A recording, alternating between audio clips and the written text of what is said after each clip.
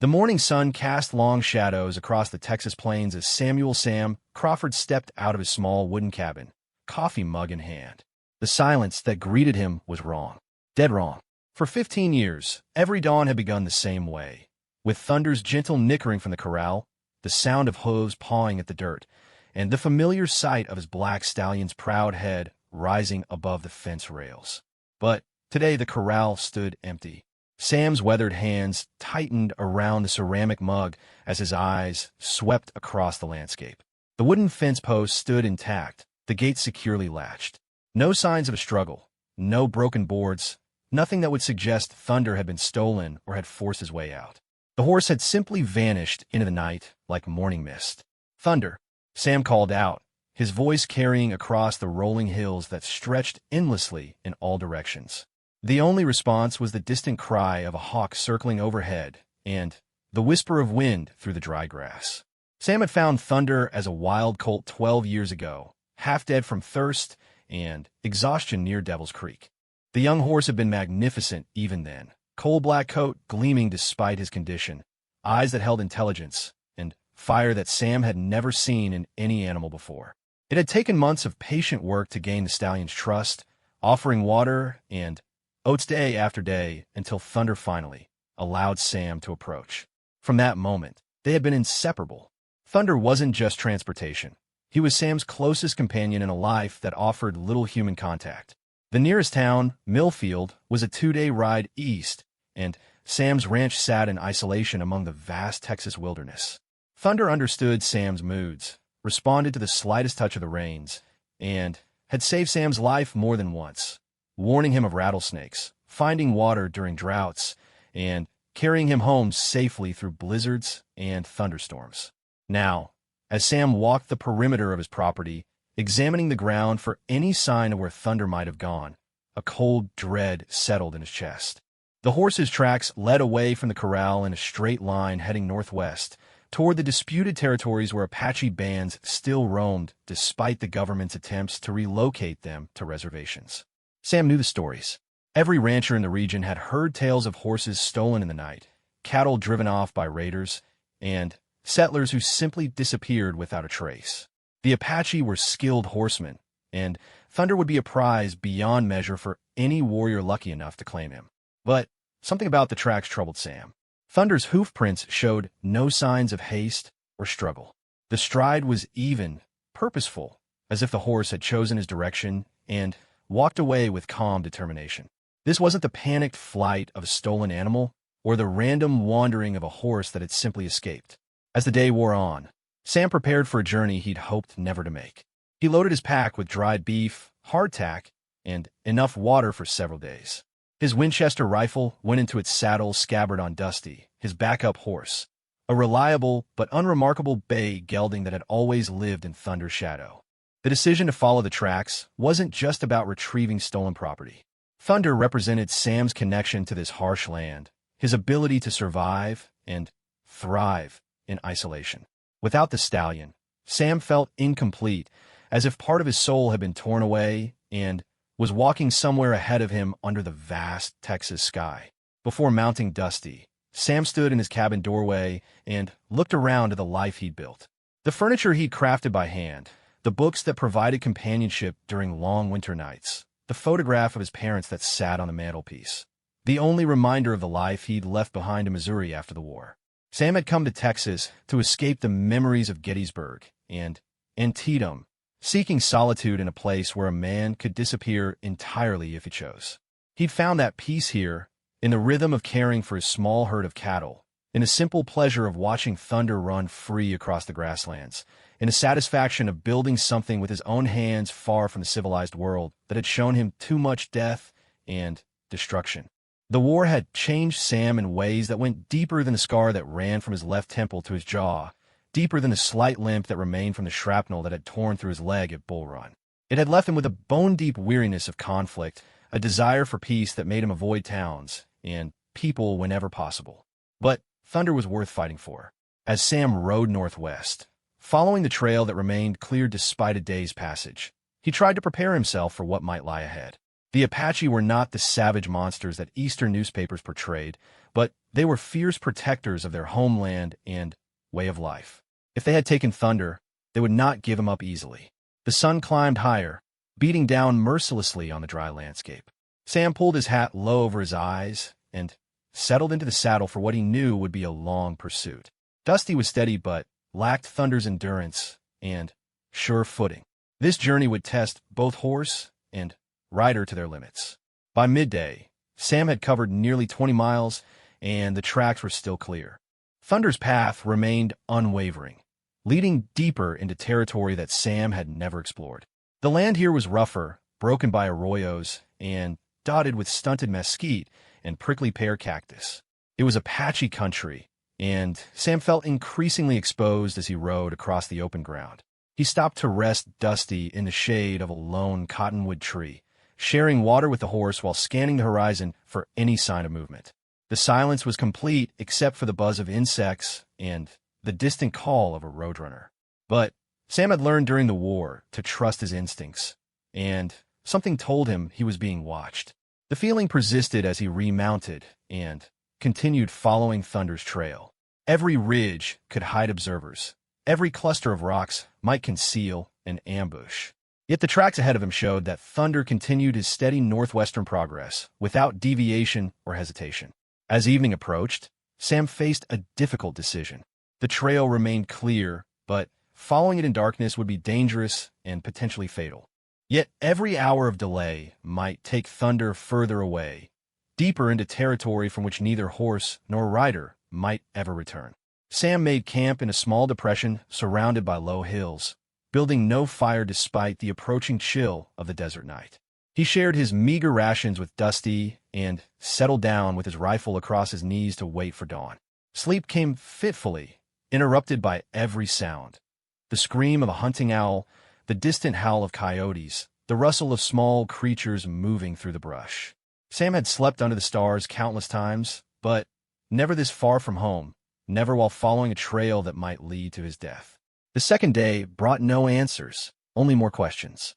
Thunder's tracks continued their relentless northwest progression, joined now by other horse prints, unshod hooves that confirmed Sam's worst fears.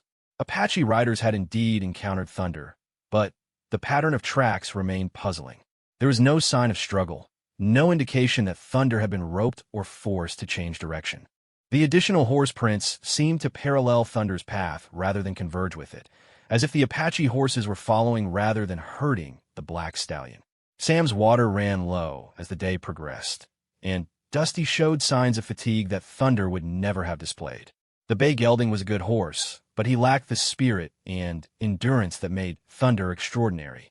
Sam began to ration water strictly, knowing that if he didn't find a source soon, both he and Dusty would be in serious trouble. The landscape grew increasingly desolate as they climbed into higher country. Jagged mesas rose from the desert floor like ancient monuments, and the vegetation became sparser and more hostile. This was not country that forgave mistakes or weakness. By late afternoon of the second day, Sam's supplies were critically low. He faced the terrible choice of turning back while he and Dusty still had enough strength to reach home, or pushing forward into increasingly dangerous territory with dwindling resources. The decision was made for him when he spotted smoke rising from behind a distant ridge. Where there was smoke, there might be water, and where there was water, there might be answers about Thunder's fate. Sam approached the ridge carefully, leaving Dusty hidden in an arroyo while he crawled to the crest on his belly. What he saw below made his blood run cold. An Apache camp spread across a natural depression, with perhaps 20 warriors visible around several small fires. Their horses grazed nearby, and among them Sam could clearly see Thunder's distinctive silhouette. The stallion stood apart from the other horses, neither hobbled nor tied, apparently content to remain with his captors. But as Sam watched, he realized that something was wrong with this picture. The Apache warriors moved with urgency rather than the relaxed confidence of successful raiders. Several appeared to be wounded, and there was a tension in the camp that suggested recent trouble. Most disturbing of all, Thunder seemed to be free to leave at any time, yet he remained close to the camp as if protecting something or someone. This wasn't the behavior of a captured horse, and it raised questions about Thunder's disappearance that Sam had never considered. As darkness fell over the camp below, Sam retreated to consider his options. A direct assault was suicide. 20 Apache warriors would overwhelm him before he could reach Thunder. But neither could he simply abandon the horse that meant everything to him. Sam spent the night watching the camp from concealment, trying to understand the situation that had brought Thunder to this place. By dawn, he had reached a terrible conclusion. Whatever had drawn Thunder away from home was still drawing him, and it was something more powerful than Apache raiding or simple horse theft. The third day would bring answers that would change Sam's understanding of everything he thought he knew about his horse, about the Apache, and about the true meaning of loyalty and sacrifice in the unforgiving wilderness of Texas. As the sun rose on his second day of pursuit, Sam Crawford prepared to discover that some journeys lead to destinations far different from anything the traveler could have imagined when the journey began. The third morning brought with it a revelation that shattered every assumption Sam had made about Thunder's disappearance. As he watched the Apache camp from his concealed position, he saw his stallion walk deliberately to a specific shelter, a lean-to made of brush and buffalo hide set slightly apart from the others. From within that shelter came the sound of labored breathing, and Sam realized with growing amazement that Thunder was tending to someone inside. The great horse stood guard like a sentinel, occasionally lowering his magnificent head to nuzzle gently at something or someone Sam couldn't see from his vantage point. The Apache warriors moved around the camp with the efficient purpose of men preparing to break camp and move on. But their movements held an urgency that spoke of danger approaching, and several kept glancing toward the southern horizon as if expecting pursuit. Sam's military experience allowed him to read the signs. This wasn't a raiding party celebrating a successful horse theft. These were warriors in retreat, carrying wounded, and Thunder wasn't their captive. He was their ally. The realization hit Sam like a physical blow. Thunder had left the ranch not because he'd been stolen, but because he'd chosen to leave. The horse had somehow known that help was needed elsewhere, and his powerful instincts had drawn him across dangerous country to provide that help. As Sam watched, an older Apache warrior approached Thunder with obvious respect. The man carried a water gourd and what appeared to be medicinal herbs. Thunder allowed the warrior to pass, but his body language made it clear that the horse considered himself the primary guardian of whoever lay in that makeshift shelter. The scene before him forced Sam to confront uncomfortable truths about his own assumptions. He'd automatically assumed the Apache had stolen Thunder, falling back on the prejudices and fears that white settlers harbored about the native tribes. But the reality was far more complex and, in its way, more beautiful than anything he'd imagined. Thunder had always possessed an almost supernatural ability to sense when help was needed. During thunderstorms, the horse would seek out cattle separated from the herd and guide them to safety. When Sam had fallen ill with fever the previous winter, Thunder had refused to leave the cabin, standing vigil for 3 days until Sam recovered. Now, Sam realized Thunder had sensed a need greater than any he'd encountered before, a need that had called him away from the safety and comfort of the ranch to this dangerous place where Apache warriors struggled to save a life. The question became not how to reclaim his stolen horse, but how to help Thunder complete whatever mission had brought him here. Sam's understanding of the situation shifted completely as he recognized that he wasn't pursuing thieves, but following his horse toward an act of mercy that transcended the racial and cultural barriers that divided the frontier. But approaching the Apache camp remained incredibly dangerous. The warriors were armed and alert, and a white man appearing suddenly in their midst would likely be met with arrows and bullets rather than explanations. Sam needed to find a way to make contact that wouldn't result in violence for any party involved. The answer came as he observed the camp's daily routine. Each morning, one of the younger warriors led the horses to a creek that ran through a grove of cottonwoods about half a mile from the camp. The warrior would remain with the animals while they drank and grazed, creating a brief opportunity for Sam to approach without facing the entire band. But first, Sam needed to understand more about the situation that had drawn Thunder to this place. He spent the morning moving carefully around the perimeter of the valley, using his wartime reconnaissance skills to gather information without being detected. From a different vantage point, Sam could see into the shelter where Thunder maintained his vigil. Inside lay an Apache woman, young but clearly gravely injured. Even from a distance, Sam could see the blood-stained bandages and the way her body trembled with fever. The warrior's urgent preparations made terrible sense now. They were trying to move their wounded companion to safety, but her condition made travel extremely dangerous. Thunder's presence wasn't just emotional comfort for the injured woman. The horse's body heat and steady presence were helping to maintain her body temperature and provide the kind of stability that could mean the difference between life and death for someone fighting infection and blood loss. Sam found himself moved by the scene in ways he hadn't experienced since the war. Here was his horse, displaying a compassion and understanding that many humans never achieved. Thunder had somehow sensed this woman's desperate need and had traveled across dangerous country to provide aid that no one else could give. The military strategist in Sam also recognized the tactical situation facing the Apache band. They were caught between their need to move to safety and their unwillingness to abandon their wounded companion. Every day they remained in this exposed location increased the risk of discovery by army patrols or hostile settlers. As midday approached, Sam made his decision. He would approach the young warrior at the creek, using every diplomatic skill he possessed to communicate his peaceful intentions and offer his help. It was a dangerous gamble, but the alternative, attempting to force Thunder away from someone who clearly needed him, was unthinkable. Sam retrieved Dusty and his supplies, then made his way toward the creek. He left his rifle in its scabbard, but kept his sidearm within reach, not out of aggressive intent, but from the practical recognition that frontier encounters could turn deadly in an instant. The young Apache warrior was watering the horses when Sam emerged from the cottonwood grove, hands visible and empty. The warrior spun toward him with the fluid grace of a trained fighter, hand moving to the knife at his belt. For a moment that stretched like eternity, the two men faced each other across the stream. Sam estimated the warrior's age of perhaps 20 years, with a lean build and alert posture of someone who'd lived his entire life prepared for danger. Intelligence flickered in the young man's dark eyes as he assessed this unexpected encounter. "Peace," Sam said in English, then repeated it in the few words of Apache he'd picked up from trading contacts over the years. "I come in peace." The warrior remained motionless, clearly weighing his options. He could shout to alert the camp, could attack immediately, or could try to understand what this lone white man wanted in Apache territory. Sam slowly reached toward his horse and withdrew a bag of coffee beans, a luxury that would be valuable to any frontier dweller, white or Apache. He set the bag on the ground between them and stepped back, keeping his hands visible. "My horse," Sam said, pointing toward Thunder, who had raised his head at the sound of Sam's voice. "Black horse." He came to help.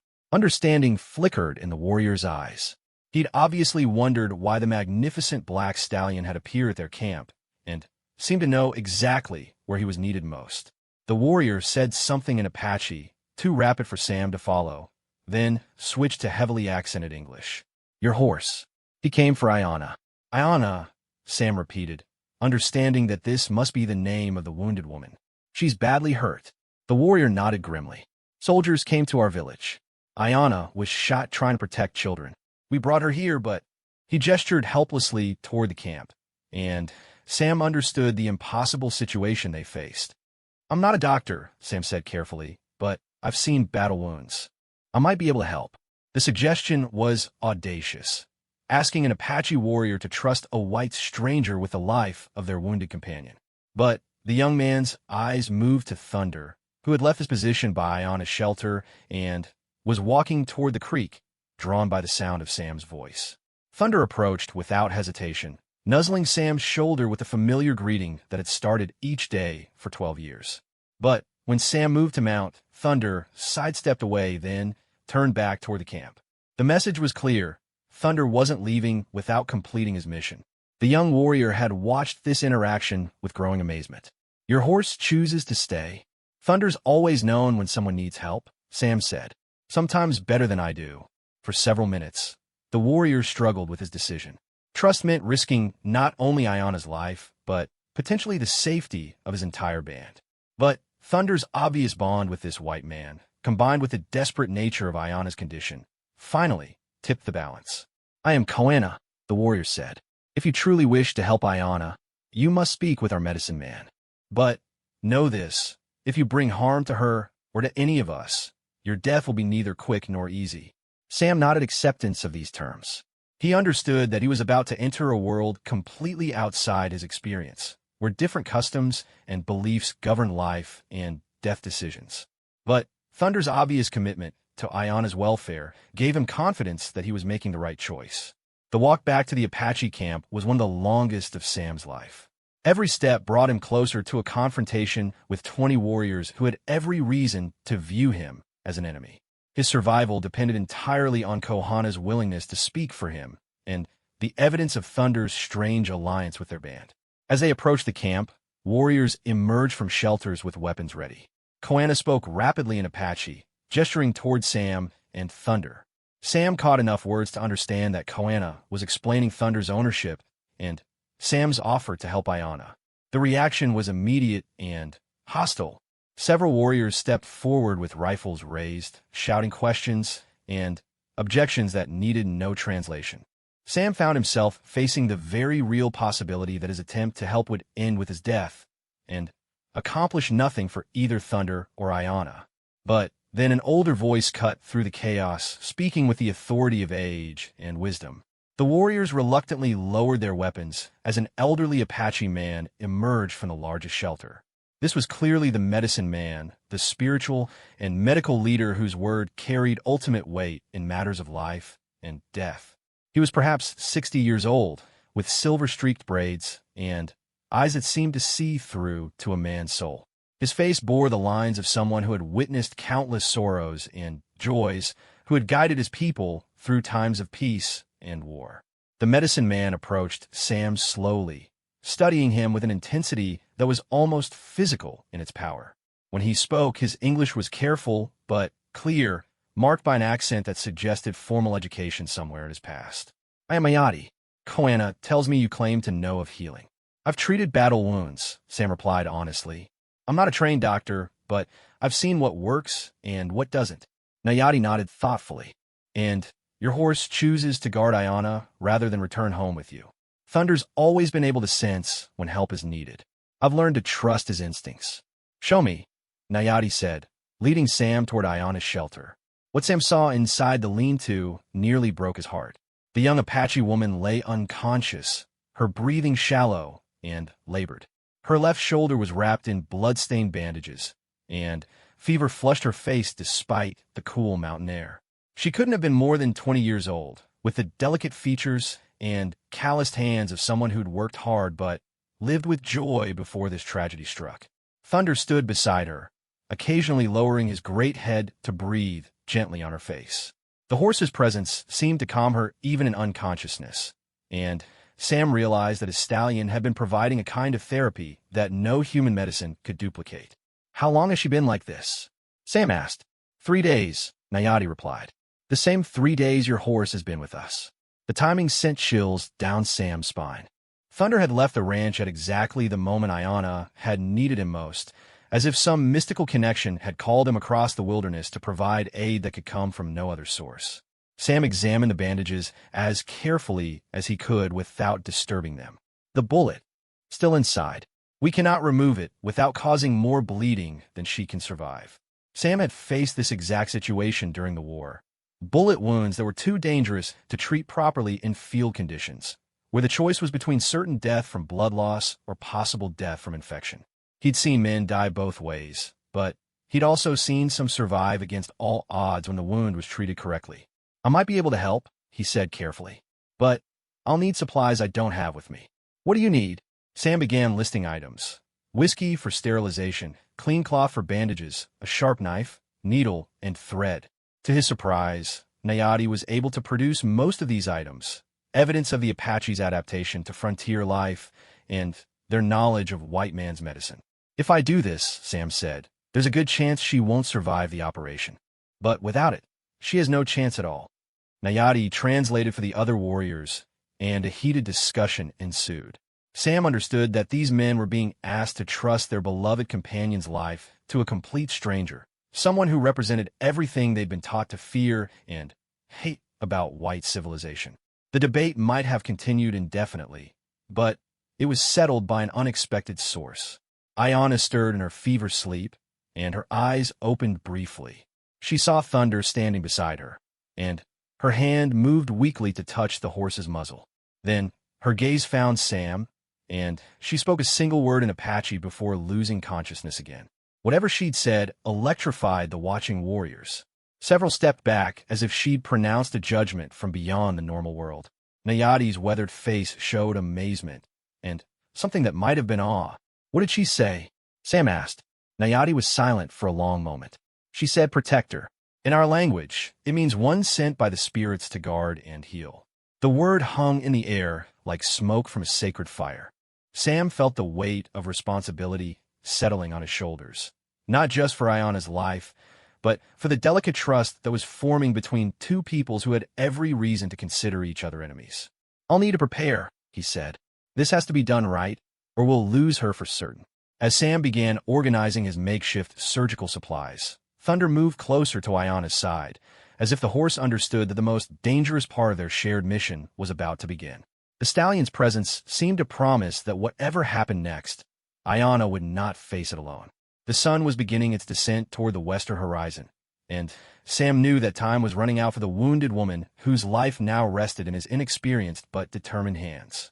The operation began as the afternoon sun cast long shadows across the Apache camp. Sam had insisted on moving Ayana to a spot where natural light would provide the best visibility, and the warriors had carefully relocated her shelter to accommodate his request. Their cooperation spoke volumes about the desperate nature of her condition and their willingness to trust a stranger with her life. Sam's hands trembled slightly as he prepared his makeshift surgical instruments. He'd cleaned everything with whiskey and had boiled water over a small fire, using techniques he'd learned from army surgeons during the war. But battlefield medicine and delicate surgery were different skills entirely, and he'd never attempted to remove a bullet from someone so gravely weakened by blood loss and infection. Thunder stood directly beside Ayana's pallet, his massive presence somehow calming everyone in the immediate area. The horse seemed to understand the gravity of the situation, remaining motionless except for the occasional gentle touch of his muzzle to the unconscious woman's forehead. Nayadi assisted Sam with the steady hands of someone who'd performed countless healing rituals. The medicine man's knowledge of traditional Apache treatments proved invaluable. He knew which herbs could help control bleeding, which plants had antiseptic properties, and how to prepare poultices that would fight infection. As Sam began the delicate process of reopening Ayana's wound to locate the bullet, he found himself talking to Thunder in low, steady tones. "Easy, boy. We're going to help her, just like you knew we would." The horse's ears swiveled towards Sam's voice, and Thunder shifted position slightly to better shield Ayana from the wind. It was as if the stallion understood that his role was to provide comfort and stability while Sam provided the medical treatment that might save her life. The bullet had lodged deep in Ayana's shoulder, missing the major arteries, but causing significant damage to muscle and tissue. Sam could see signs of infection beginning to set in. The reddened edges of the wound, the slight discoloration that indicated the body's struggle against foreign contamination. Working with instruments that were far from ideal, Sam began the painstaking process of extracting the bullet. Every movement had to be precise and careful. Too much pressure in the wrong direction could cause massive bleeding that would kill Ayana in minutes. Too little pressure would fail to dislodge the bullet, leaving her to die slowly from infection. The warriors maintained a respectful distance, but Sam could feel their eyes on him throughout the procedure. He was acutely aware that Ayana's life represented more than just one person to these men. She was someone's daughter, perhaps someone's wife or sister. Her death would not just be a medical failure, but a breach of trust that could have consequences far beyond this moment. As Sam worked, Nayadi told him Ayana's story in quiet tones. She was indeed young, barely 19 years old, but she'd already gained recognition among her people for her courage and wisdom. When soldiers had attacked their village without warning, claiming that Apache raiders had stolen cattle from a nearby ranch, Ayana had organized the defense that allowed most of the children and elderly to escape. She'd been shot while providing covering fire for a group of children making their way to safety. The bullet had spun her around and dropped her to the ground, but she continued firing until the children were safely away. Only then had she allowed her companions to carry her from the battlefield.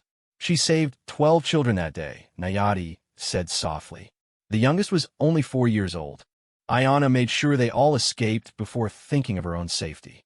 The story added weight to Sam's determination to save her. This wasn't just a wounded enemy combatant, as he might have viewed her 3 days ago. This was a young woman who displayed the kind of selfless courage that Sam recognized and respected, regardless of which side of the frontier conflict she represented.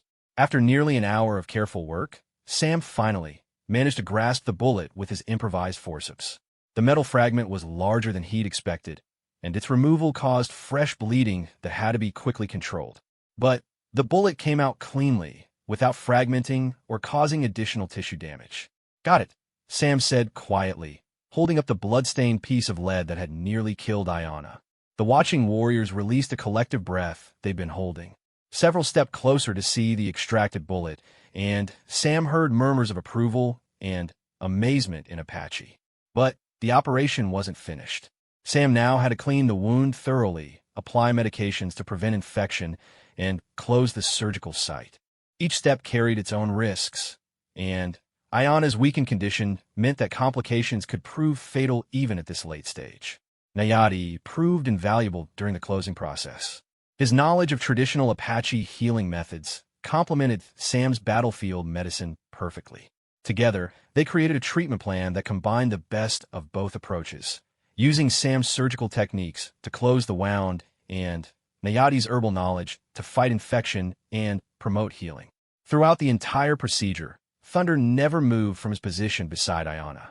The horse seemed to sense every critical moment, and his steady presence appeared to have a calming effect on everyone involved.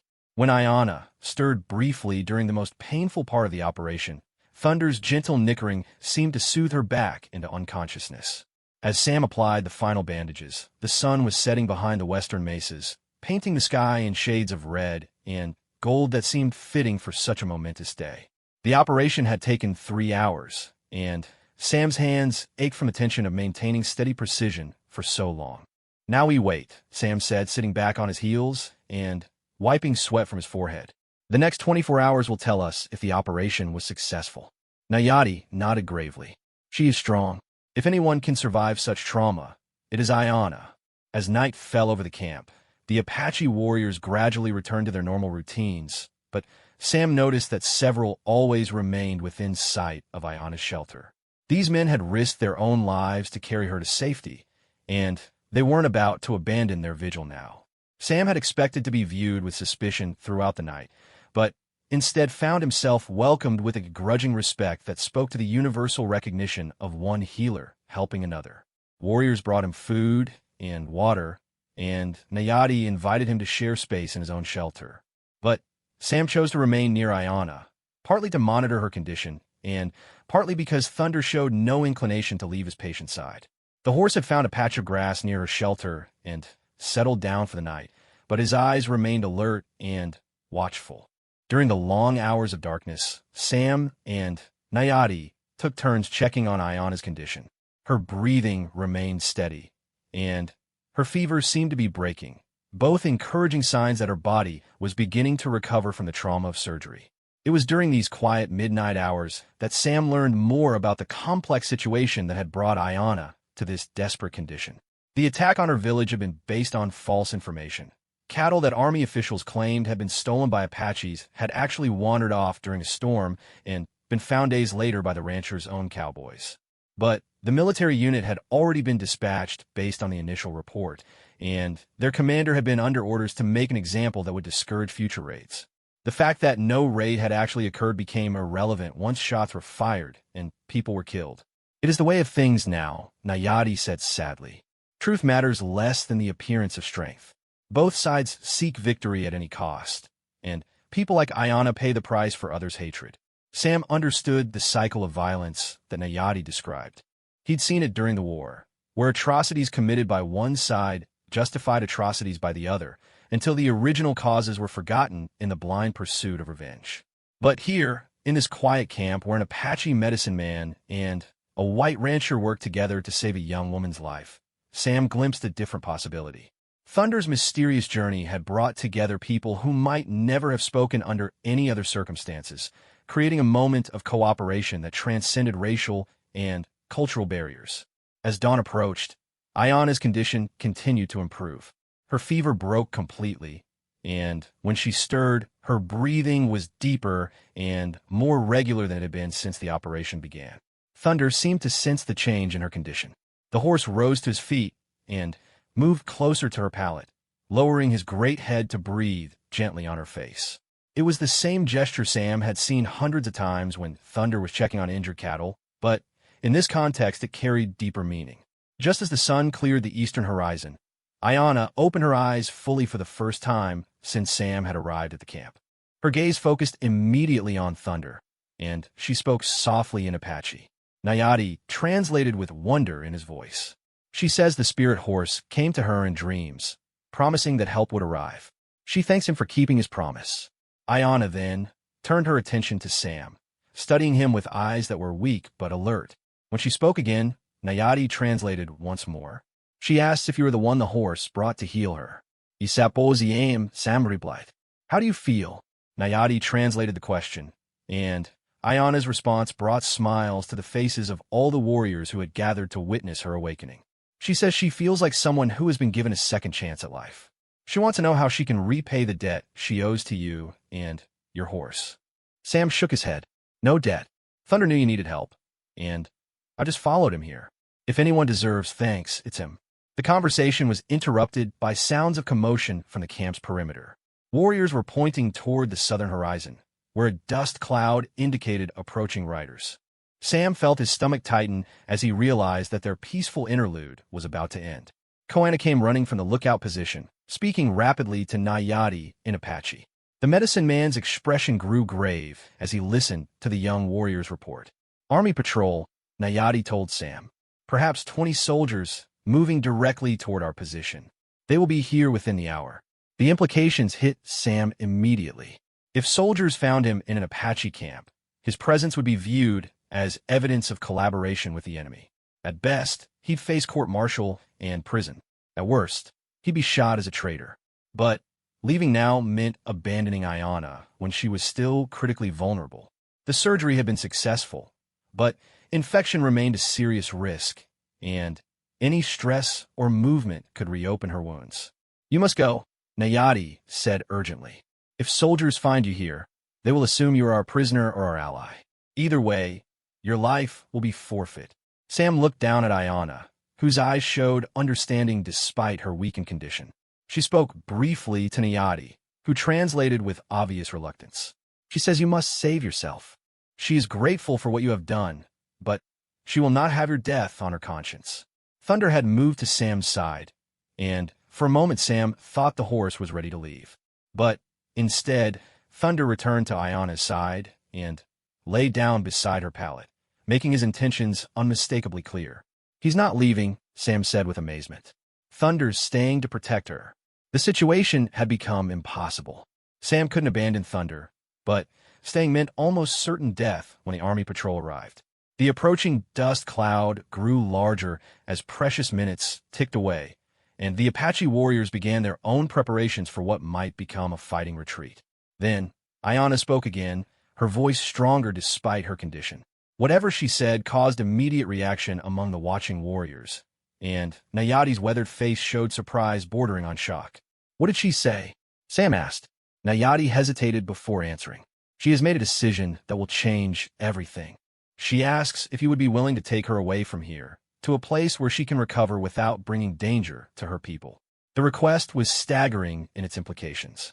Ayana was asking Sam to take her back to his ranch, to care for her during her recovery, despite the fact that she was technically his enemy. She was willing to trust her life to a man she'd met only hours before, in order to protect her people from a battle they couldn't win. The soldiers are looking for her, Nayati explained. If they find her here, there will be a fight that many will not survive. But if she's not here, Saman darstut.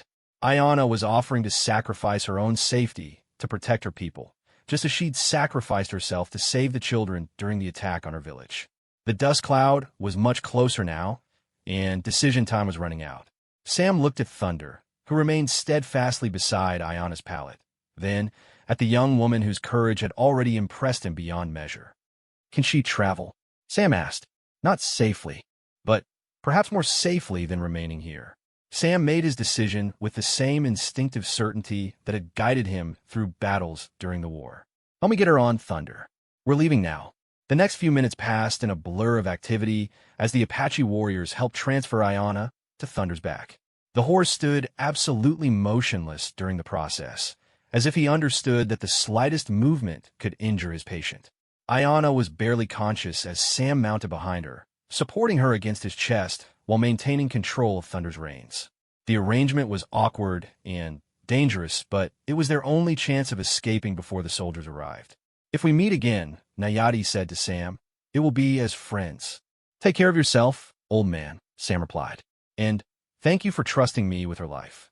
Thunder seemed to understand the urgency of their situation. The stallion moved out at a pace that was swift but smooth, carrying his double burden away from the camp, and toward country that Sam hoped would provide concealment from the approaching patrol. As they rode into the morning sun, Sam heard the distant sound of rifle shots behind them. The army patrol had reached the Apache camp, and the confrontation that Ayanna had hoped to prevent was happening anyway. But at least she wouldn't be there when the soldiers searched for her.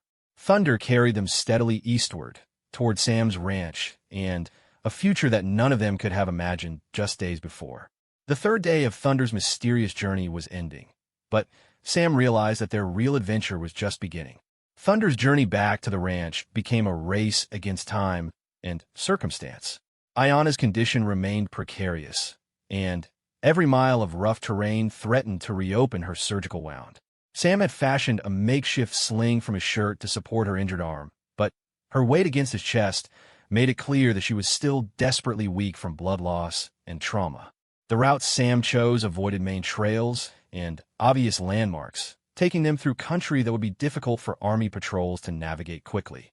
But this same rough terrain made the journey harder on Ayanna, and Sam found himself constantly adjusting their pace to balance speed against the risk of further injury to his patient.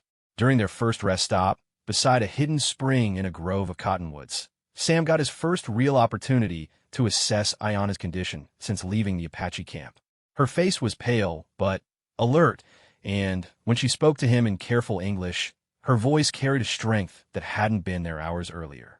"Why do you help me?" she asked, the question direct and simple. Sam considered his answer while checking the bandages around her shoulder. "Thunder brought me to you. I've learned to trust his judgment about who needs help. But I am Apache. Your people and my people are enemies. Right now, you're just someone who's hurt and needs care. That's all that matters." Ayanna studied his face with eyes that seemed older than her 19 years. "In your war between North and South, did you help wounded enemies?"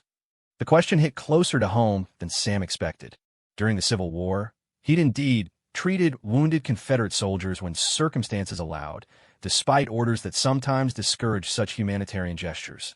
"When I could," he said honestly.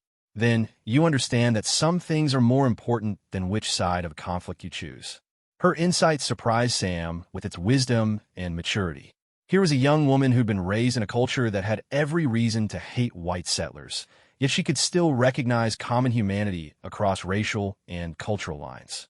As they resumed their journey, Sam found himself thinking about the circumstances that had brought them together. Thunder's mysterious departure suddenly made perfect sense. The horse had somehow sensed Ayanna's desperate need and had traveled across dangerous country to provide help that could come from no other source. But the more Sam considered the situation, the more complex it became. Bringing an Apache woman to his isolated ranch would create problems he'd never faced before. If army patrols or bounty hunters tracked them there, Sam could face charges of harboring a fugitive. If hostile settlers discovered Ayanna's presence, violence could erupt that would endanger everyone involved. Yet abandoning her was unthinkable.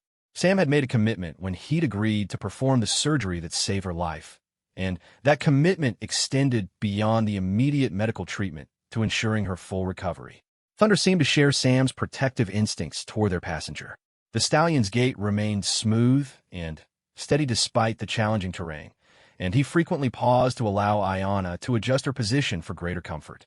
It was as if the horse understood that his rider was still critically vulnerable, and that rough handling could undo all the progress they'd made. By late afternoon, they'd covered nearly 20 miles, and Sam's ranch buildings became visible in the distance. The familiar sight of his cabin and Corral should have brought relief, but instead Sam felt a growing anxiety about the challenges that lay ahead. Ayana had dozed fitfully during much of the journey, but she awakened as they approached the ranch and took her first look at the place where she would recover, or possibly die if complications developed from her wounds. "It is peaceful here," she said, observing the well-maintained buildings and the small herd of cattle grazing in nearby pastures. "It's been a good place to live quietly," Sam replied. "But I'm not sure how quiet it's going to be with you here. If my presence brings danger to you, I will leave as soon as I am able to travel. You're not going anywhere until those wounds are fully healed. After that, we'll figure out what comes next." Getting Ayana into the cabin required careful maneuvering, but Thunder cooperated perfectly, standing motionless while Sam helped her dismount and supporting her weight until she could stabilize on her feet. The horse's intuitive understanding of the situation continued to amaze Sam. Thunder seemed to know exactly when to move and when to remain still. Inside the cabin, Sam prepared the best accommodation he could manage under the circumstances. His own bed was the only comfortable sleeping place available, and he insisted that Ayana use it despite her protests about displacing him from his own home. "You're my patient," Sam said firmly. "Patients get the bed. I've slept on the floor plenty of times during the war." As evening fell, Sam prepared a simple meal while Ayana rested. She was clearly exhausted by the journey, but her vital signs remained stable, and the surgical wound showed no signs of fresh bleeding or infection. During their quiet dinner, they began the process of learning about each other as individuals rather than representatives of opposing sides in a frontier conflict. Ayana told Sam about her childhood in the mountains of New Mexico, about learning traditional Apache skills from her grandmother, and about her dreams of someday finding a way for her people to live peacefully alongside white settlers. "I have seen enough war," she said simply. "Children should not have to run and hide from soldiers. Old people should not have to abandon their homes because of conflicts they did not create." Sam shared his own background, his Missouri childhood, his experiences during the Civil War, and his decision to seek solitude in the Texas wilderness where he could build something constructive rather than destructive. "I came here to get away from fighting," he said, "but I guess fighting has a way of following a man no matter where he goes." "Perhaps this is not about fighting," Ayana suggested. "Perhaps this is about something different." Her words made Sam consider the situation from a new perspective.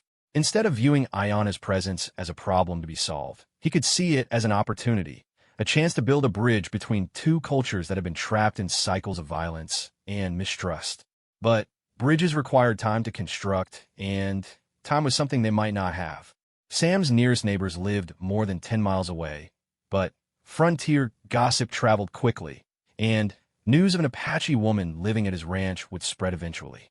That night, as Ayana slept in his bed and Sam made himself as comfortable as possible on the floor, Thunder took up a position just outside the cabin door.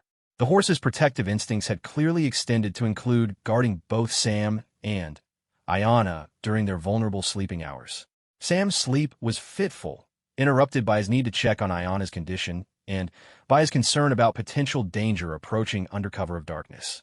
But the night passed peacefully, and dawn brought encouraging signs of continued improvement in his patient health.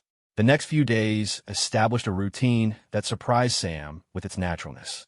Ayana proved to be an ideal patient, cooperative, uncomplaining, and remarkably resilient in her recovery.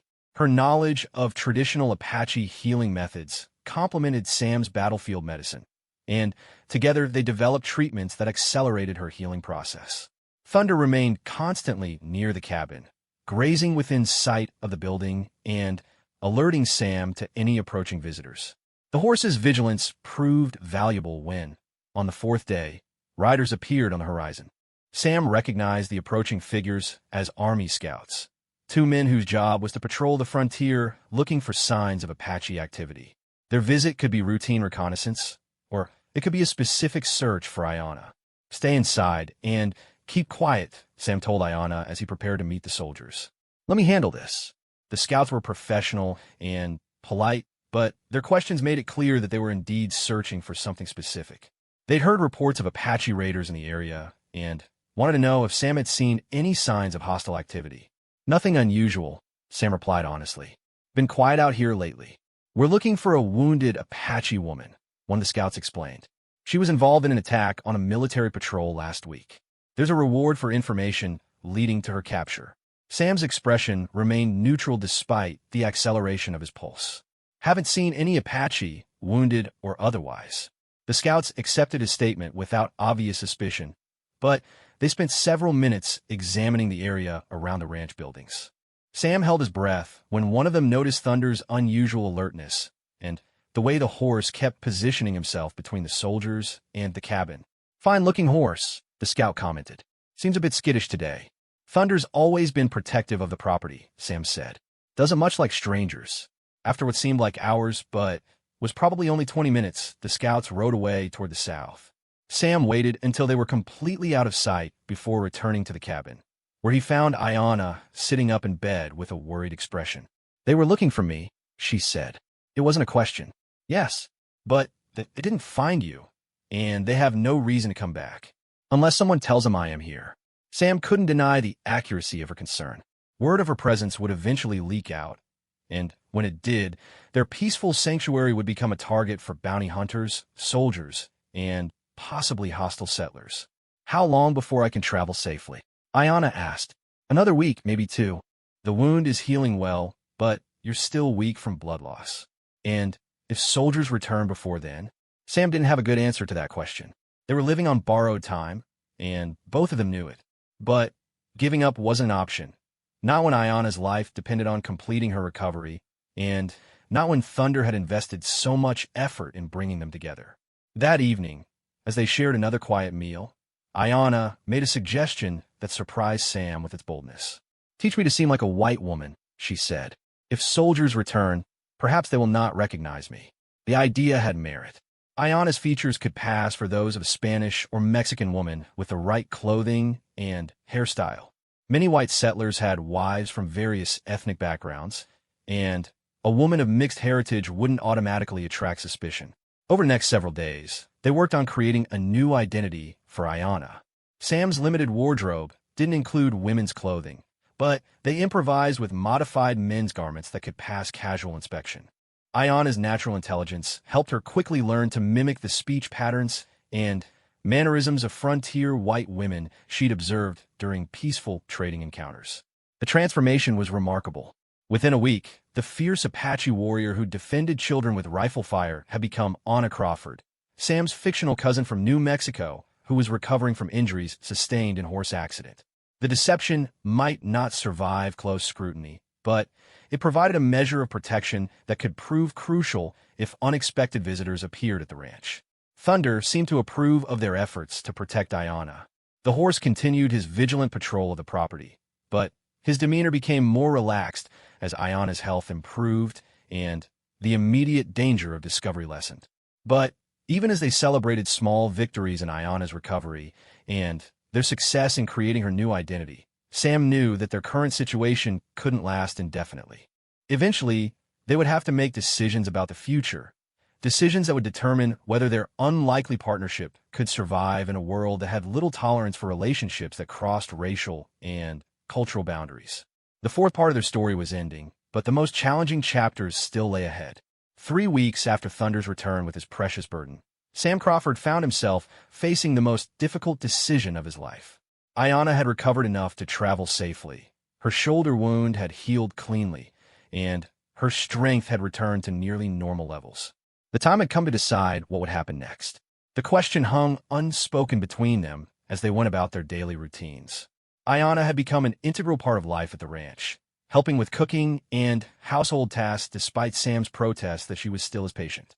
Her presence had transformed the isolated cabin from a bachelor's retreat into something that felt remarkably like a home.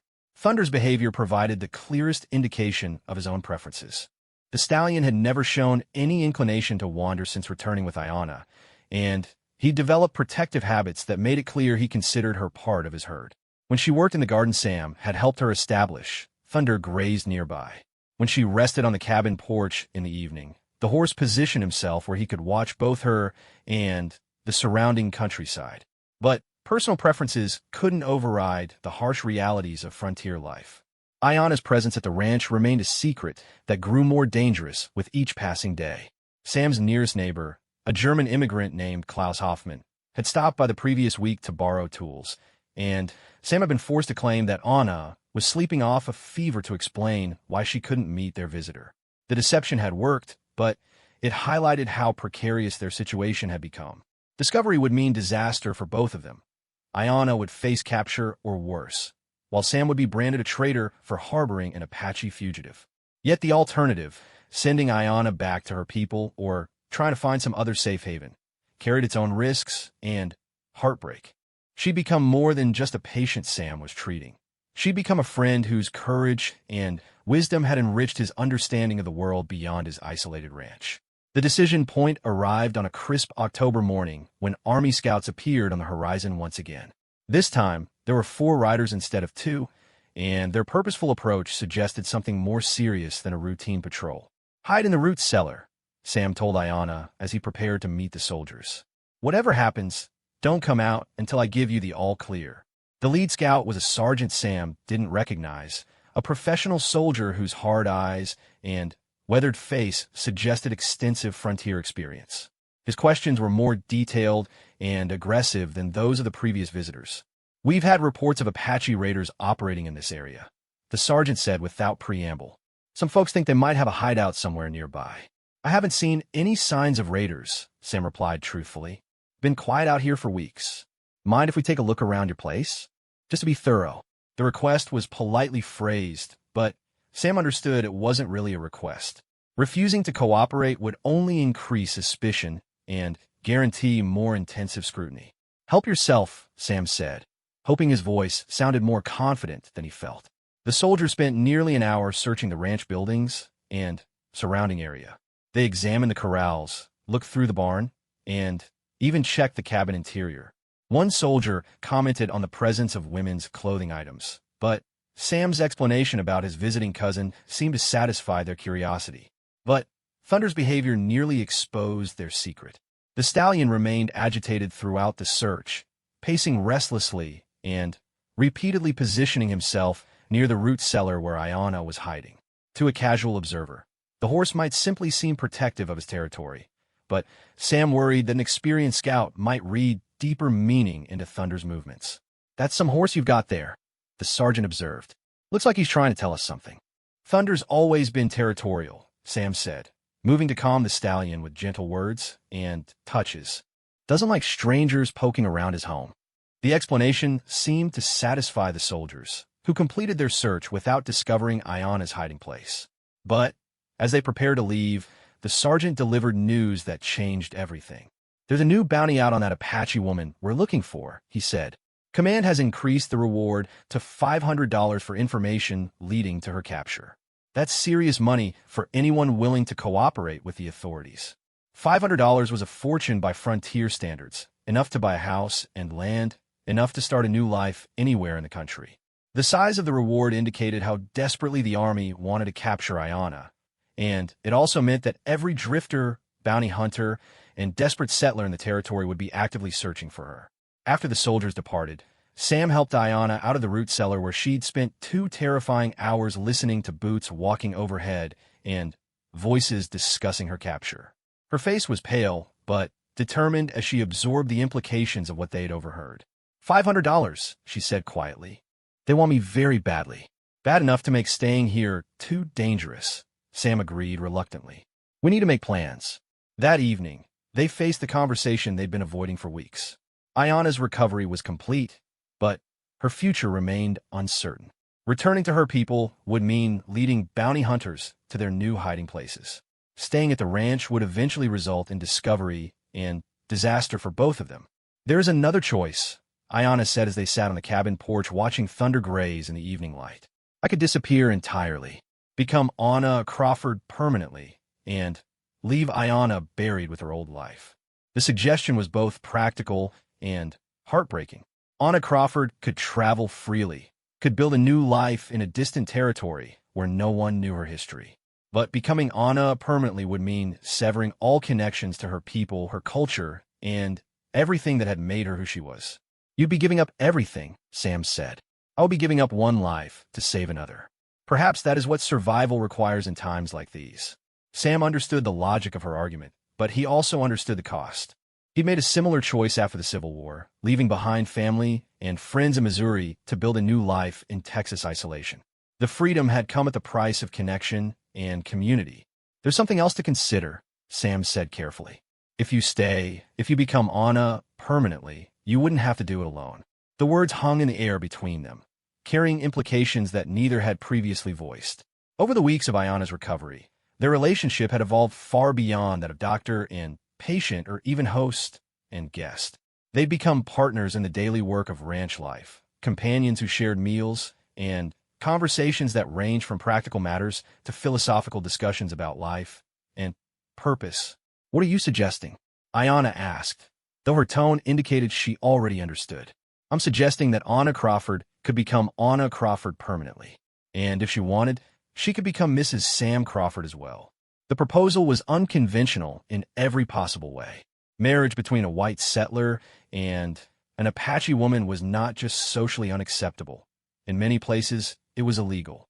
But it would also provide Anna with legal protection and social standing that could shield her from bounty hunters and suspicious authorities.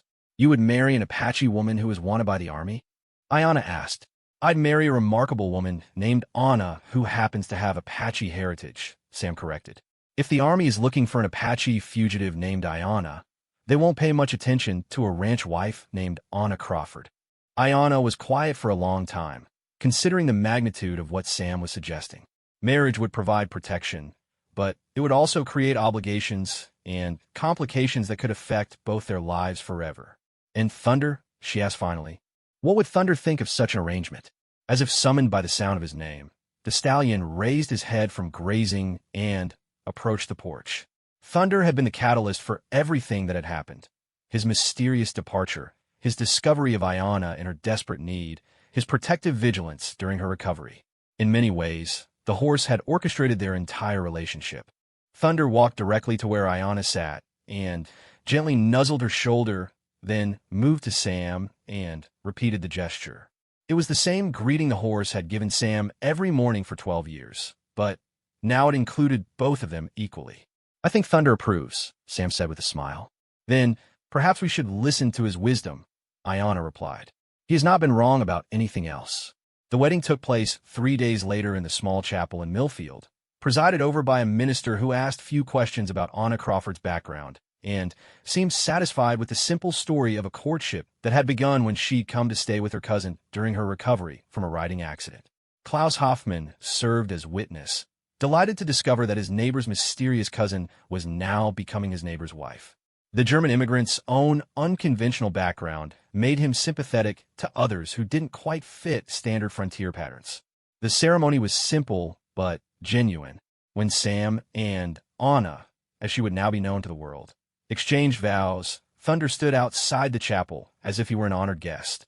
The horse's presence served as a reminder of the extraordinary circumstances that had brought them together and the unusual foundation on which their marriage was built. After the wedding, they returned to the ranch that would now be their shared home. The future remained uncertain.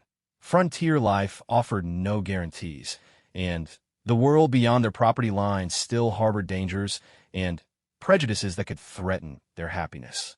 But they faced that uncertain future together, supported by the bond they'd forged during Ayana's recovery and the mysterious wisdom of a horse who'd somehow known that 3 lives could be saved by a single act of courage. Thunder's 3-day absence had ended with his return to the ranch where he belonged. But his real journey, the one that had brought healing and hope to a wounded Apache woman and a lonely rancher, was just beginning. As autumn settled over the Texas plains, Sam and Anna Crawford began building a life that honored both of their backgrounds while creating something entirely new. And Thunder grazed contentedly in pastures that would forever be home to all 3 of them, guardian of a love story that had begun with trust and transformed into something that would endure whatever challenges the future might bring. The last light of evening painted the sky in shades of gold, and crimson as Thunder lifted his head to watch his family, because that's what they'd become, settle into their new life together.